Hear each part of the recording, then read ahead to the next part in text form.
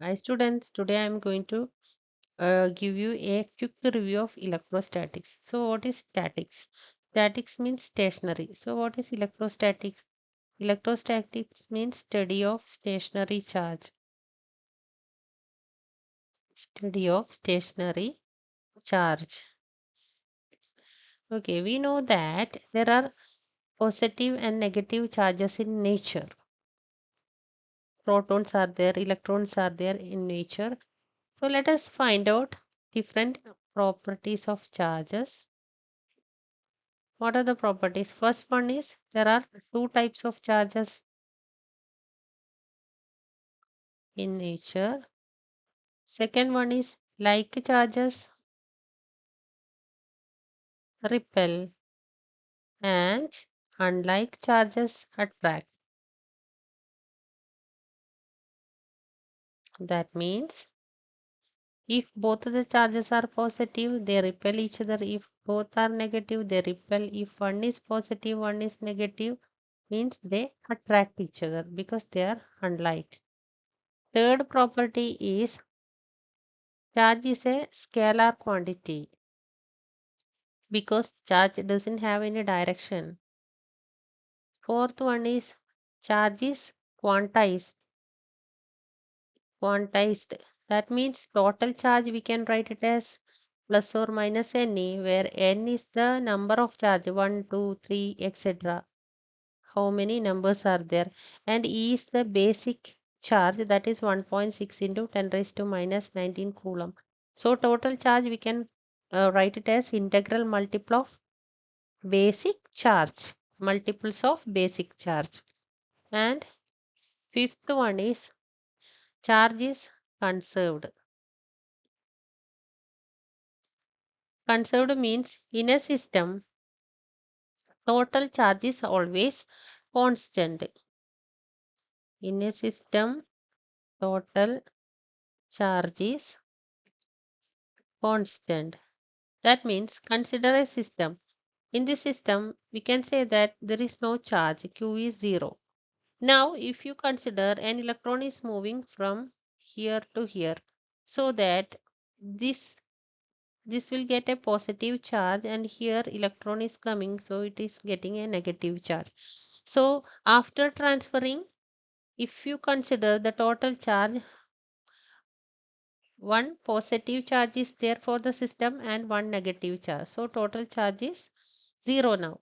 So before transferring the charge and after transferring the charge, both in both the cases total charge is same. That means for a system total charge is conserved or constant always. Now let us consider how charges can be produced.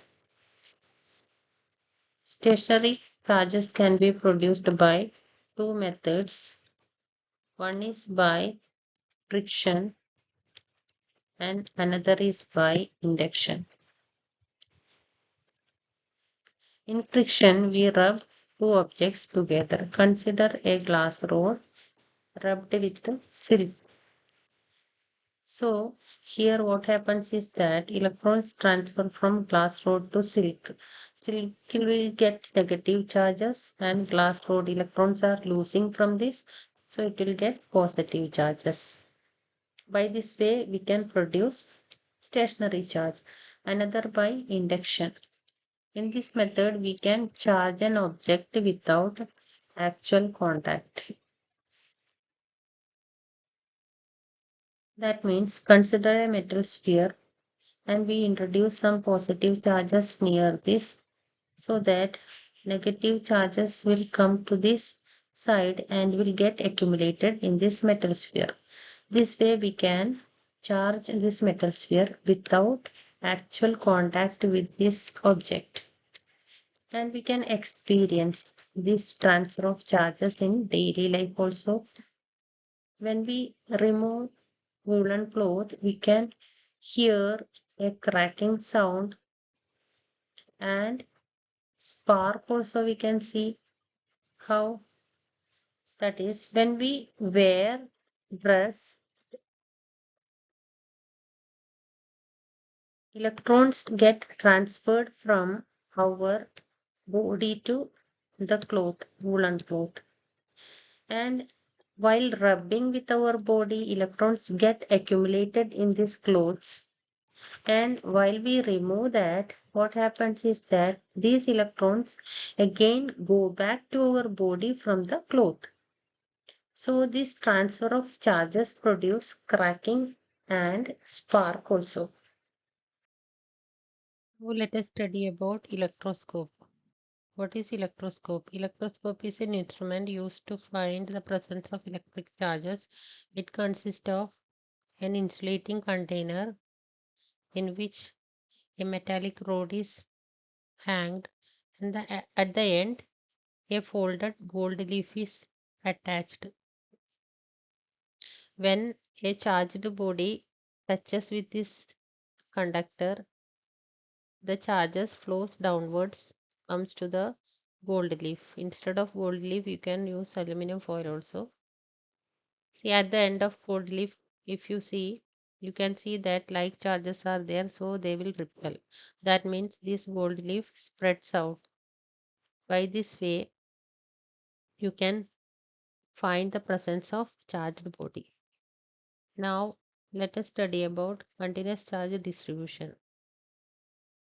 So, continuous charge distribution means a system of closely spaced charges.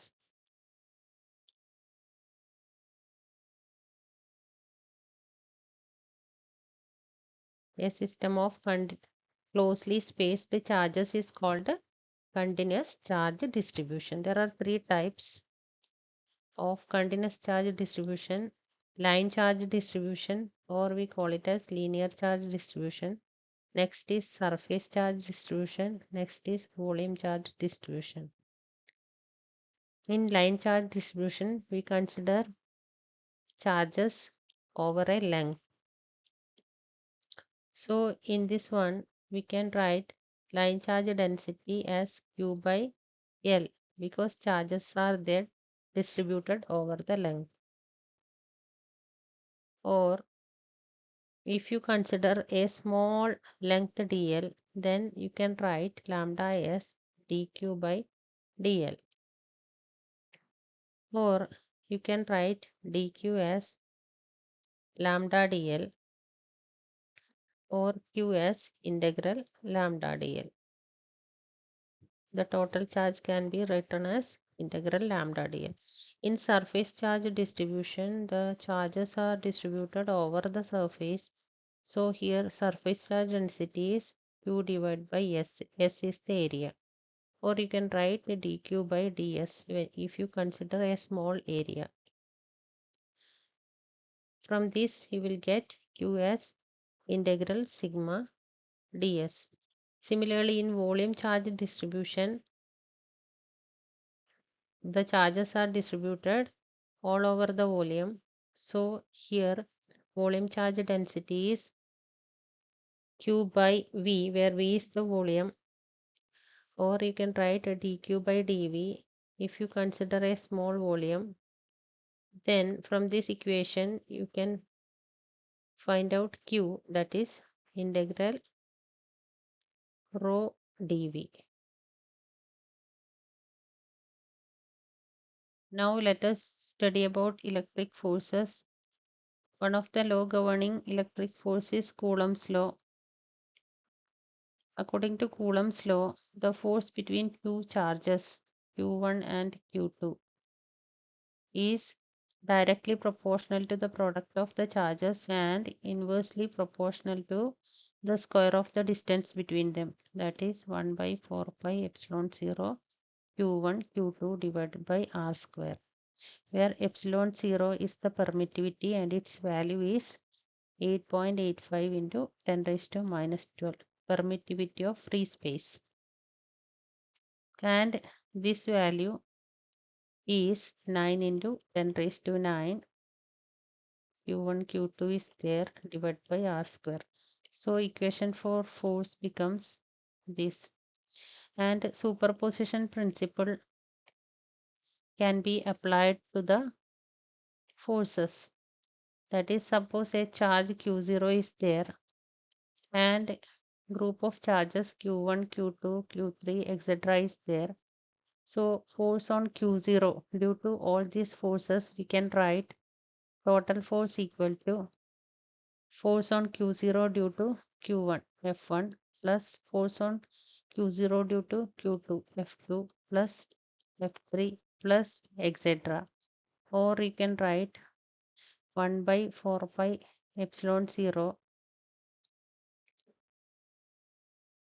Q0 Q1 by, if this is R1 square, plus 1 by 4 pi epsilon 0 Q0 Q2 divided by, if this is R2 square, plus etc. Or you can write 1 by 4 pi epsilon 0 sigma I equal to 1 to n.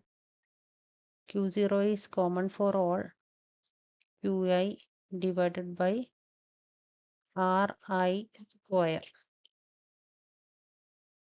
That is, total force is the sum of individual forces. Sum of individual forces. That is superposition principle. Total force is the sum of individual forces. Now let us study about electric fields. What is an electric field? It is a region or space around a charge. Suppose a charge Q is there. It produces electric field around this, and let us find out the electric field here at a point P. How we can find out the electric field here? By putting a test charge Q0 here, so that we can find the electric field due to this charge Q. So equation for electric field is F by Q0.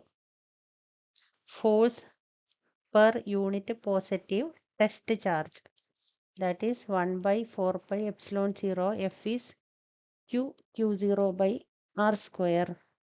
If R is the distance between these two, divided by again Q0. So you will get 1 by 4 pi epsilon 0 Q by R square. And its unit is force per charge, that is Newton per Coulomb. And this electric field starts from positive charge. It's radially outwards from a positive charge. And field lines are from positive to negative. Here, if we draw the graph between electric field and R square, you will get a graph like this for a point charge. And here also you can apply superposition principle for electric fields. Consider a test charge here and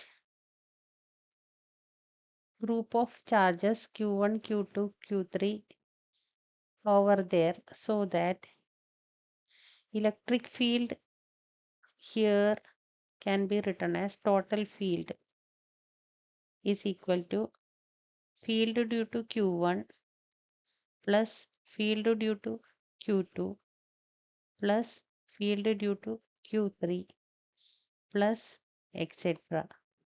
That is, total electric field is the sum of individual fields. Total electric field is the sum of individual electric fields due to all the charges. Now let us study about line of force. Electric line of force means an imaginary line over which a positive unit positive charge is supposed to move. Because we know that electric line of force starts from positive charge to negative charge. If we keep a positive charge, unit positive charge, definitely it will move towards this along this line. That's why we call it as an imaginary line over which a unit positive charge is supposed to move. And we can draw the line of force in different cases. For a point charge, if the point charge is positive, it will be radially outwards, and if the charge is negative, it will be radially inwards. And if there are two positive charges, then they repel each other line of force. So it will come like this.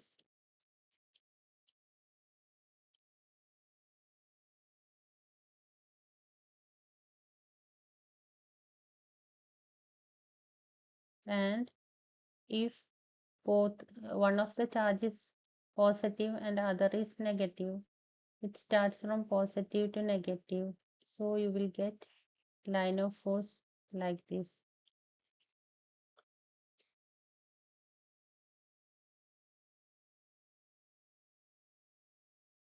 Now let us study the properties of lines of force. First is their imaginary lines. Second one is they start from positive charge and set negative charge. Third one is the tangent at a point on this line gives the direction of electric field. Tangent at a point on the line of force gives the direction of electric field. Fourth point is two lines of force never cross each other. Why? Suppose two lines of force are there, they cross at a point. But due to this line of force, there will be a tangent here. Due to this line of force, there will be a tangent here. So this gives the direction of electric field. This also gives the direction of electric field.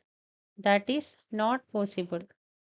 We know that only one direction is there for electric field. In this case, two directions are there, which is not possible. So two lines of force never cross each other. Next point is electric lines of force are perpendicular to the surface.